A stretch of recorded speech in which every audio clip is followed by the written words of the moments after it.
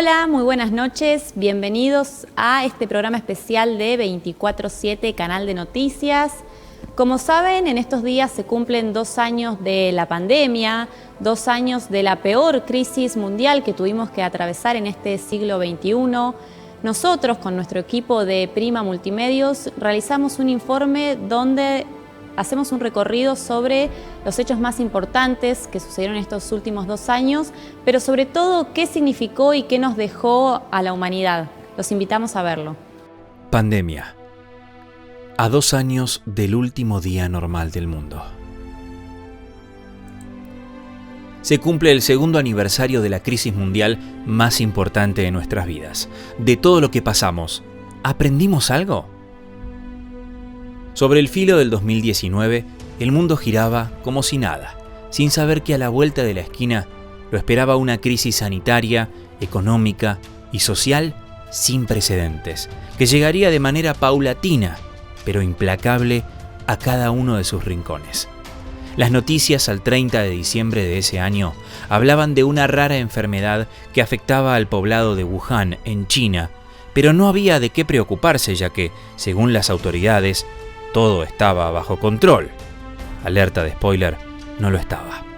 Un día después, la OMS reconoció a esta afección como un virus respiratorio derivado del SARS, y entonces el gigante asiático decidió poner en cuarentena a toda la ciudad. El concepto de cuarentena, antes mayormente visto en películas o leído en novelas, hoy es de lo más común y todavía se debate sobre su efectividad. Es que, en 2 años de pandemia, la cantidad de conceptos acuñados, adoptados y procesados por la sociedad en relación al tema fueron muchísimos. Aprendimos sobre protocolos, sobre el uso correcto del barbijo, aunque 9 de cada 10 personas dejen la nariz afuera aún hoy. Aprendimos acerca de las distintas fases en el proceso de una vacuna y hasta la geopolítica hizo de las suyas. El señor ha colaborado intensamente con todas las autoridades, obviamente permanece internado, felizmente su diagnóstico es de una complejidad leve. El señor estuvo en varios lugares de Europa, pero principalmente en Italia al norte. Es un pasajero que viajó en primera clase, con lo cual limita un poco los contactos cercanos, y es un pasajero que llegó y cumplió con todas las normas. Es un vuelo que venía de Italia, así que y llenó el formulario específico que ustedes conocen, pero como dijimos también del primer día, muchas veces la enfermedad está en incubación y ni el propio enfermo, que fue colaborativo en su autorreferencia, lo pudo determinar. Así lo contaba el hasta entonces ministro de Salud, Ginés González García. Pero haciendo una dura cronología, recapitulamos que con el virus circulando ya por todo el mundo, el 3 de marzo del 2020 se registra el primer caso de coronavirus en Argentina, un hombre de 43 años que había viajado a Italia. Y 4 días después, el país registraba su primera víctima fatal. Pero recién el 11 de marzo, la Organización Mundial de la Salud declaró al brote de coronavirus como una pandemia. La incertidumbre era total en todo el mundo, y la región no fue la excepción. Esto sabían los neuquinos a mediados de marzo del 2020 sobre el coronavirus. Salimos a la calle a preguntarles qué pensaban de lo que se venía. ¿Qué sabe de coronavirus? No sé nada de eso. Nada. ¿Ni se trata de un virus, una bacteria? Sí, no, ya sé, sí, por supuesto. Y no, es un virus que hay que cuidarse, porque es muy contagioso. Hay que seguir las instrucciones, lavarse la mano, no tocarse la cara, estar a 1 metro de distancia, esas son las precauciones que sequen. Y que está re riesgoso andar por la calle, que yo creo que no debería estar abierto nada porque, hay que prevenir. Pero bueno, no sé. Te digo nada, la posta no conozco nada, porque no soy acá. Yo llegué de vacaciones hace poco, y llegué y me enteré de todo esto. Pero no sé nada, te digo la verdad, no sé nada. Nada. ¿No conoce nada? Nada, ni idea de lo que puede ser coronavirus. O sea, ¿no lo noto preocupado? No, a la edad que tengo ya que me voy a preocupar. ¿Usted sabe que está dentro de la franja etaria más vulnerable? Exacto, sí. Y así todo no se preocupa. No, ya he vivido mi vida, así que bueno, yo lo siento por las personas que realmente son jóvenes todavía, que pueden contagiarse y eso, pero ya, yo no. Las medidas de precaución y demás, tratar de lavarse las manos continuamente, tratar de no estornudar obviamente con el codo y demás, y también tratar de que la gente, bueno, uno no se vuelve un poquito paranoico. Sí. ¿Usted, sus allegados, siguen estas recomendaciones? Sí, todos están medio guardados en la casa. Tengo que salir al banco ahí a cobrar y ahí me voy a la casa ya, a permanecer en la casa nomás. Pues ya tengo 68 años ya. ¿Está en el factor de riesgo? Claro, más vale, hay que cuidarse. La gente como que no es consciente, o sea, anda como muy liberal, como que todo está bien y no está todo bien, sinceramente, como que hay que tomarse las cosas más en serio. A la hora de higienizarse, ¿usted cumple las pautas que da? Sí, eso sí, todo normal, pero de tener miedo no. Y sí, mira, en mi casa sí, y yo trabajo en un banco de limpieza, así que yo soy súper, ¿cómo es esto? Cuidado. Soy muy cuidadosa, sí, en ese sentido. ¿Es frenable la enfermedad? Yo creo que sí. Si uno respeta un poquito las normas y lo que acatan desde arriba, yo creo que sí, llega un momento que se tiene que frenar. No, yo creo que tanto no vamos a llegar. Como Italia o España no vamos a llegar. A pesar del vaticinio del transeúnte neuquino, sí llegamos a tanto, y en todo el mundo. Barbijos sí, barbijos no, barbijos sí otra vez, alcohol en gel, lavado de manos, desinfección de superficies y productos ajenos a nuestro hogar, toma de temperatura, cámaras infrarrojas e identificación de síntomas.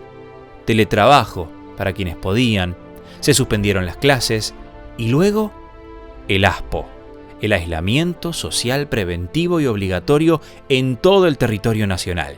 El presidente Alberto Fernández habló en cadena nacional y determinó que durante el plazo comprendido entre el 20 y el 31 de marzo del 2020, todos debían quedarse en sus casas y las fuerzas de seguridad controlarían que eso fuera así.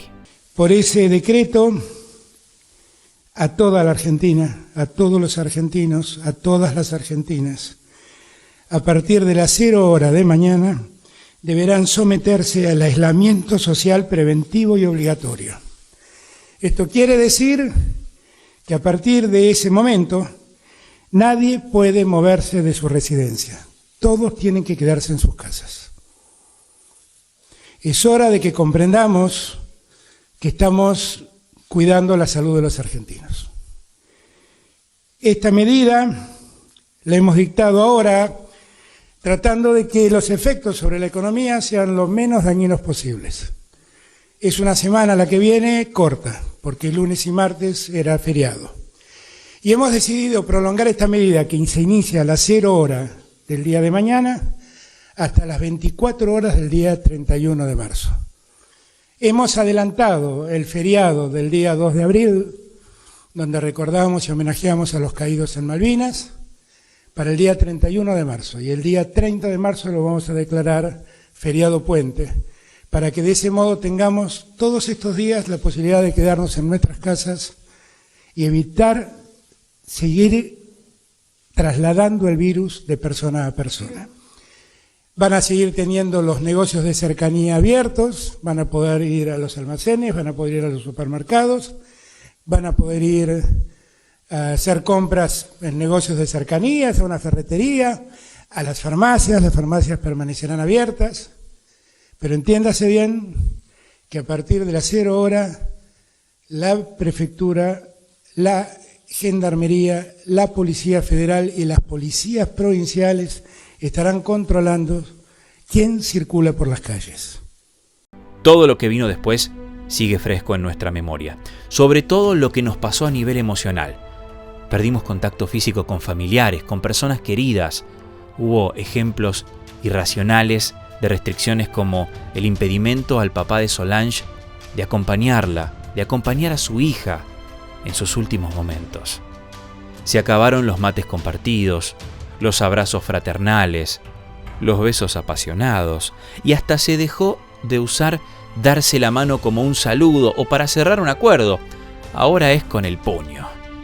Un puño que también nos golpeó la cara con un nivel de contagios sin precedentes, con cementerios abarrotados de muertos, con terapias intensivas colapsadas y con un sistema de salud que debió ponerse a tono a la fuerza y con celeridad, porque el tsunami del virus arrasaba todo a su paso.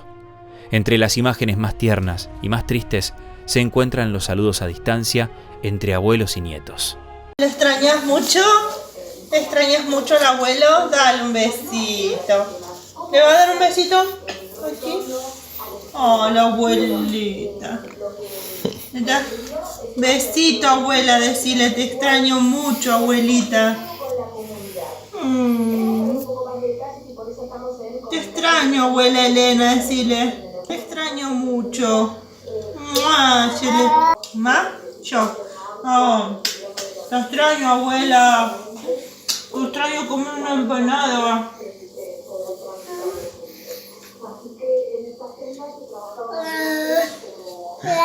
¿Yo? ¿Un besito? Vos dale besito a los Abu.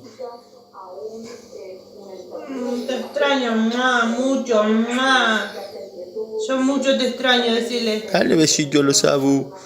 ¿Yo? ¿Vos?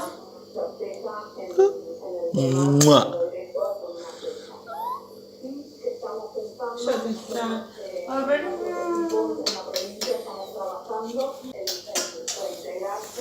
¿Vos? ¿Vos? A mis hijos, que los quiero mucho, a mis nietos y a mis bisnietos, los amo y los extraño mucho. Que están bien ustedes. ¿Vos, tío? Yo los quiero a todos igual. Bueno, que Son están todos bien. para mí, todos. Bueno, un besito así Un con los... besito, Así, un besito. ay, qué linda, ahí está, bueno. Ahí está. Ay, qué lindo. Los trabajadores de la salud pasaron por todos los estados, desde los aplausos multitudinarios a las 9 de la noche a la discriminación en consorcios de edificios cuando el miedo era irracional.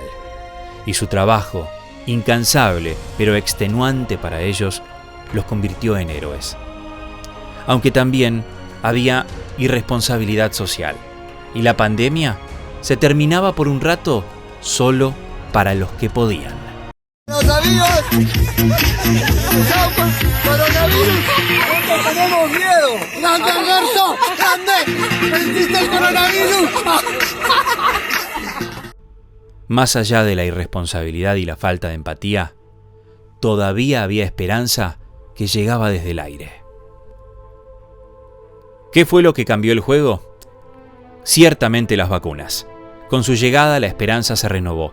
Los índices de contagios y muertos comenzaron a descender. El alivio inundó los cuerpos, las calles y los trabajos. Llegó luego el DISPO, el distanciamiento social preventivo y obligatorio, las reuniones con amigos, las idas al cine, al teatro, al boliche. Se fue normalizando nuestra vida hacia una nueva normalidad. Yo espero la Pfizer, que es la más segura. Ojalá que me toque la Sputnik, porque protege mejor. ¿Vieron los datos de fase 3 de Sinopharm? Antes era el clima, pero luego en eso se transformaron las conversaciones de ascensor, en la calle, en el comercio del barrio, los ciudadanos de a pie, sin formación académica en ciencias médicas, pero con una opinión acerca de algo tan complejo como la producción de vacunas. Primeras, segundas, terceras dosis, ahora se viene la cuarta.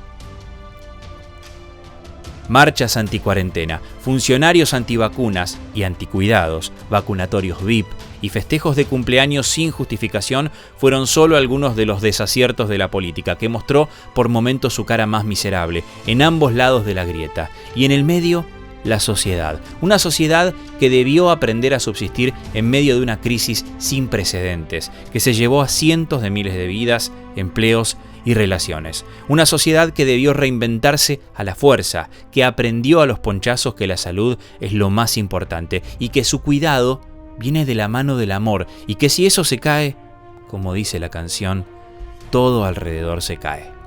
La pandemia nos cambió, en cuerpo, mente y alma. Pasó en todos lados y el interior neuquino no fue la excepción. Así lo evaluó el doctor Walter Zavala, médico clínico de Zapala. Sí, yo creo que es del alma. Ha sido un impacto importante. Tal vez explayarse sobre el impacto sociológico, la impronta ideológica o política, sea charla de otro momento. Sí, uno puede referirse al impacto casero, al impacto en la comunidad, al impacto personal, y es cierto que no dejó ningún punto por donde atravesarnos.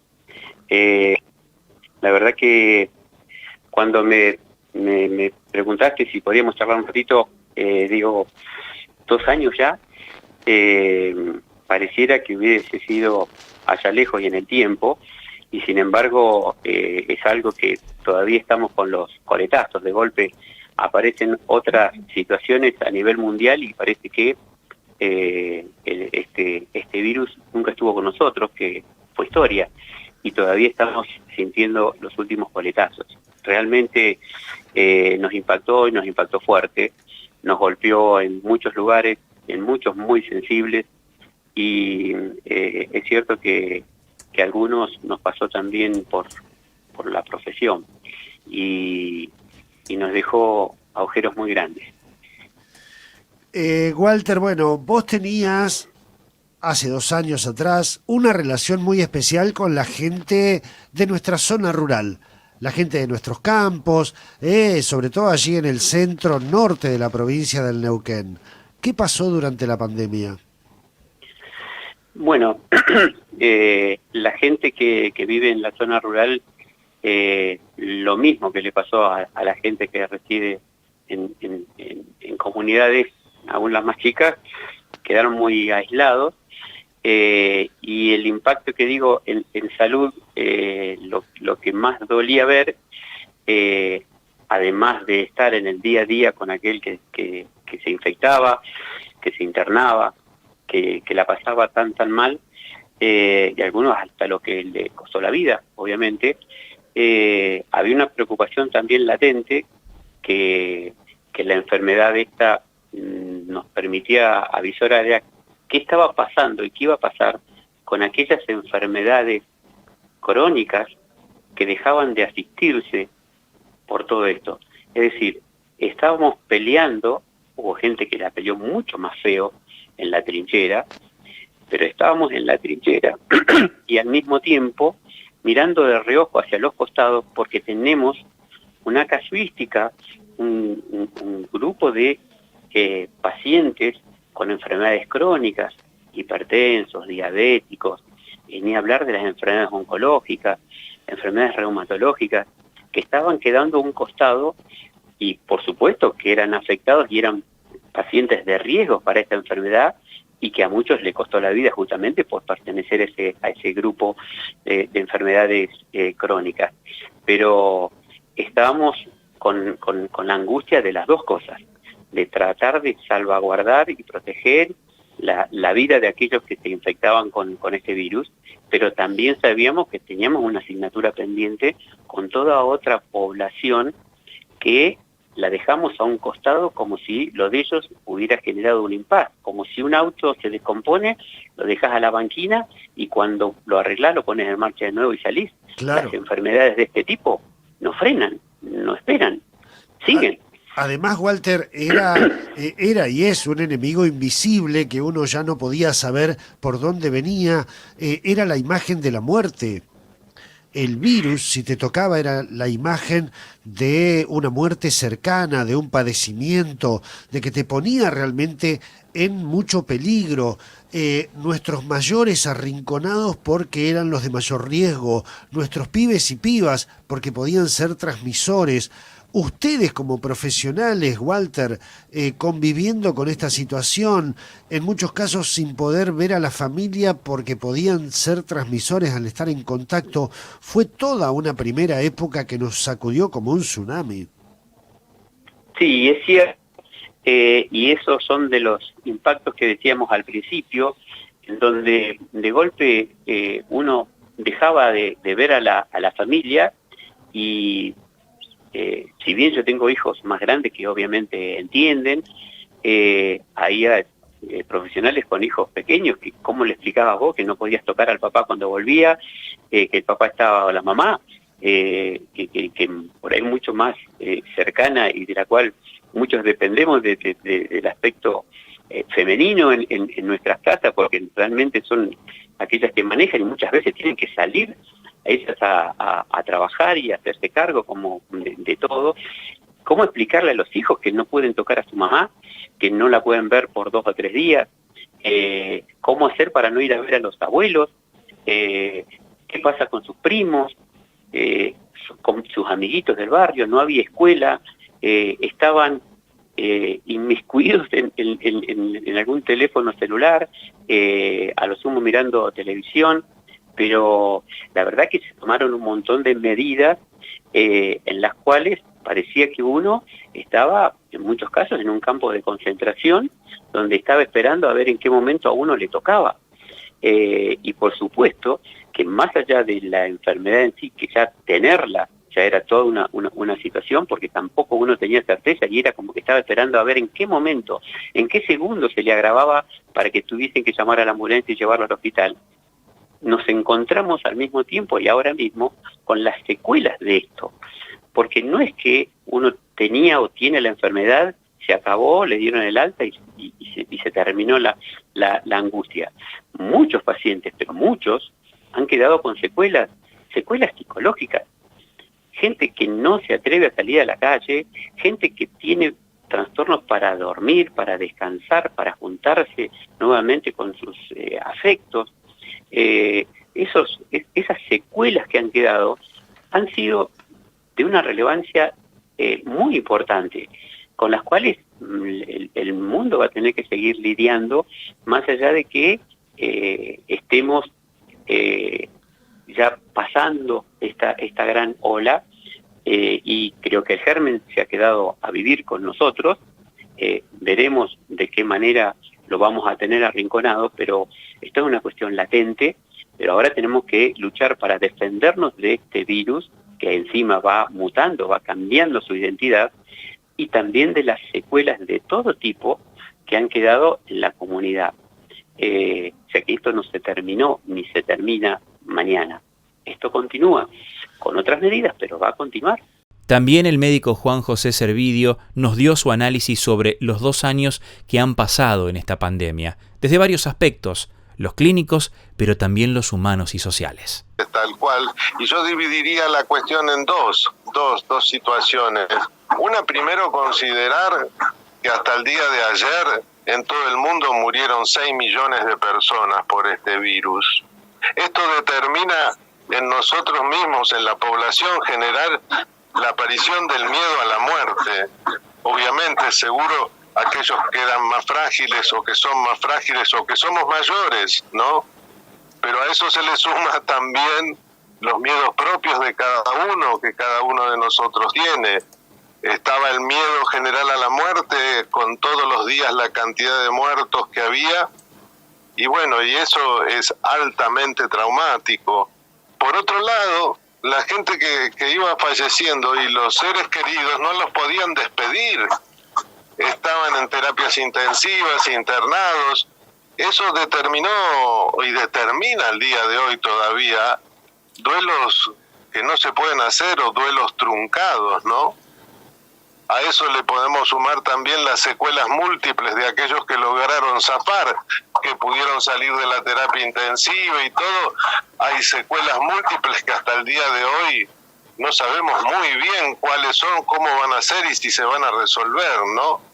Y esto es muy importante. Esta pandemia, este virus, atravesó a todos los grupos etarios. Yo creo que se salvaron los recién nacidos, nada más, y la primera infancia, pero desde la segunda infancia, de los 6, 7 años hacia adelante, y hasta los mayores de 80, han sufrido el impacto de este virus y de esta situación epidemiológica. Además, Juan, yo recuerdo, nos transformó individualmente como posibles portadores del virus y también posibles causantes de la muerte de nuestros mayores o de nuestros familiares. Así es. Esto tiene un montón de consecuencias. Yo quería destacar una. Pareciera ser, ¿no?, que esto nos lleva a un autocuidado extremo, autocuidado en el temor de enfermarnos, y también autocuidado por aquellos que, por ejemplo, no creen en la vacuna, que no se la quieren poner porque tienen miedo que les pase algo. O sea, ha crecido de una manera exorbitante el cuidado, el instinto de conservación individual, y muy poco el instinto de conservación gregaria o comunitario, ¿no? De ahí es una de las consecuencias que creo que tenemos que analizar en todo el mundo, porque esto pasa en España, en Italia, en Argentina, en Inglaterra, la aparición de estos movimientos donde la libertad individual es lo más importante en la vida. Bueno, yo creo que es una de las consecuencias. El virus puso en evidencia esta forma de pensar, ¿no? En vez de unirnos, pareciera ser que tenemos miedo de nosotros mismos. Claro, porque justamente los vínculos sociales, humanos, fueron puestos en duda y en peligro, porque eso significaba multiplicar la transmisión del virus. Exactamente, y nuestros niños también. Los niños, si los niños se contagiaban, podían contagiar después a un montón de gente, a sus abuelos, a sus padres. Sí, la verdad que esto, y paso al segundo punto. El primero es las implicancias de la presencia de la muerte de manera tan fáctica, ¿no? Y la otra es, esto está trayendo, yo lo llamo como una, no sé si llamarlo ola, pero las consecuencias en la salud mental de la gente comenzaron a aparecer ya el año pasado. Yo, a partir del segundo semestre del año pasado, 2021, la demanda creció exponencialmente. Y como te decía, de todo tipo, o sea, de madres que me traían a sus madres que habían sido pacientes mías, me traían a sus niños de 11, 12 años con ataques de pánico. Y también me tocó ir a visitar a algunos abuelos acá en una localidad cercana, en Plotier, que no querían salir de su casa, y que se les mezclaba todo lo que veían por televisión con lo que ellos sentían, y bueno, y situaciones que, digamos, aumentaban la angustia, la ansiedad, la incertidumbre. Todos estos son motivos de consulta, ¿no? Y sobre todo algo que ahora se reactivó muchísimo, que son los ataques de pánico. Los ataques de pánico que son momentos de ansiedad extrema donde el sujeto, la persona, el niño, el adolescente, el abuelo, siente que algo terrible va a pasar. Podría ocurrir, como no, pero en realidad fácticamente estaba ocurriendo algo terrible, que era la pandemia y la amenaza de enfermarse y morirse. Pero bueno, la verdad que no toda la población se contagió, pero los miedos están a la altura, están todo el tiempo, ¿no? Y quiero destacar algo más. Las adolescencias, los niños de la primaria, que cursan la primaria, estos chicos han sufrido una barbaridad, la pérdida de la socialización más allá de la escolarización. Han sufrido muchísimo. Y yo salí a decir, los médicos a veces hacemos chistes medios oscuros, ¿no? El que estaba bien está regular, el que estaba regular está mal, y el que estaba mal entró en crisis con todo esto, ¿no? Absolutamente. Y los adolescentes, o les adolescentes, como le decimos ahora, no solamente acá, a mí me tocó el año pasado 11 casos, 11 personitas, ¿no? Con crisis o de pánico, de ansiedad, y un alto porcentaje de ellos con autolesiones para frenar las ansiedades. Esto no nos pasa en Neuquén nada más, nos pasa en Argentina, en Europa, en todos lados. Esta adolescencia, que habrá que analizarlo con otros aspectos más, que cuando entran en ansiedad, en angustia, encuentran cortándose una manera de aliviar el dolor psíquico. Esto está formando parte de lo que estamos viendo en consultorio todos los días, ¿no?